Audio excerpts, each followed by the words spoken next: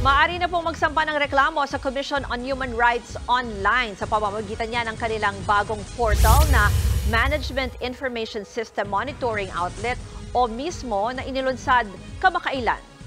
Kaugnay po niyan ay makakausap natin si CHR Chairperson Attorney Richard Palpalatok. Magandang hapon po sa inyo, Attorney Palpalatok.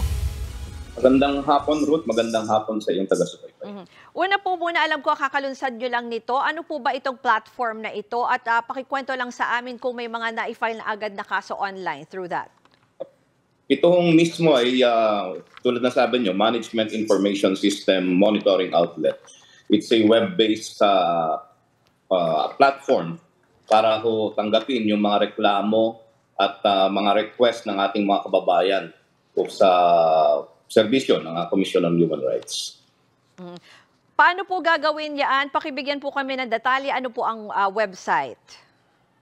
Opo. Itong website, pasok lang po ang ating mga kababayan na may reklamo o request sa commission dito sa website na ito, sa portal na ito. At madali ho siyang gamitin, user-friendly. So, meron lang ilang kailangang detalye na ibigay ang ating kababayan at tuloy-tuloy na po yung magiging proseso ng pagtanggap ng kanilang reklamo. Ginawa ho ng komisyon ito upang padaliin yung access ng ating mga kababayan na may reklamo ng paglabag sa karapatang pantao. Yan nga po yung gusto ko rin itanong kasi minsan yung iba, halimbawa may na-experience silang ganyan, no? Paglabag sa karapatang pantao, hindi sila makapunta sa mga pulis para mag-report, nahihiya, yung iba gusto maging anonymous. Dito po ba sa platform na ito, anong kailangan na ibahagi nilang detalye? Ang unang-una pong kailangan talaga nilang ibahagi sa amin ay yung lugar ng pinangyarihan at petsa at kanilang contact details upang pagka nakuha na po yan, and basic, of course, basic details or information ng kanilang reklamo. Agad-agad ho namin patatakbuhan yan ng aming mga investigador upang i-validate yung kanilang reklamo. At after nun, once validated at may basis to conduct investigation, tuloy-tuloy na po yung proseso. At dahil ho dito sa platform na ito, mas madali na rin ho nilang malalaman kung ano yung status ng kanilang mga reklamo at request. Pero attorney, ano po bang mga klase ng kaso? Halimbawa, kung away mag-asawa ba yan? Or kunwari, other forms of violence? Pakibigyan po kami ng karaniwang mga reklamong natatanggap nyo dyan sa CHR. Karamihan po, yung violation ng civil political rights, of course, gender-related violence, violation po ng karapatan ng kabataan, economic, social, cultural rights-related complaints, almost lahat po ng klase ng paglabag sa karapatang pantao sakop po nito.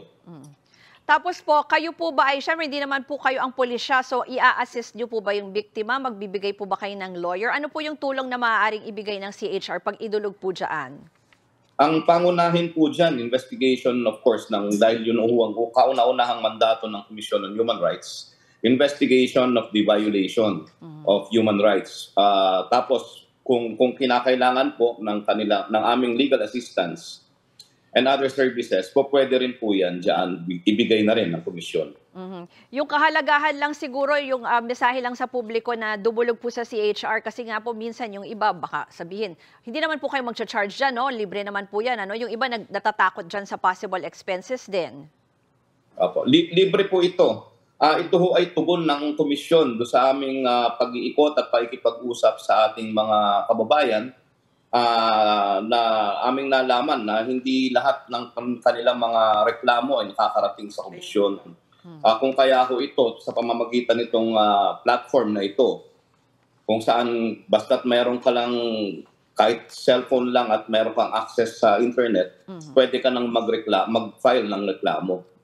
Mas pinadali ho natin yung kanilang pagpa-file ng kanilang mga reklamo at mga request. Again na lang, pakibanggit na lang po yung inyong website or portal, attorney. At baka meron na lang din po kayong hotline just in case yung iba gusto pa rin yung traditional way ng pagdulog sa inyo.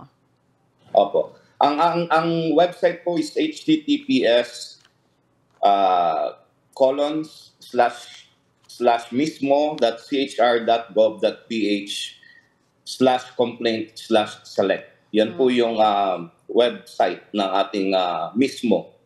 And yung traditional po nating ipapa-flash ko na lang po, ipapadala ko na lang po sa inyo dahil hindi ko kabisado yung aming yung traditional nating contact details. Okay. Marami po salamat kay CHR Chairperson Attorney Richard Palpalato. Mga kapatid, ako po si Ruth Cabal. Maging maalam at may pakialam sa mga may init at rumaratsadang balita sa Frontline Express. Para maging updated sa balitaan, mag-subscribe lang sa social media pages ng News 5.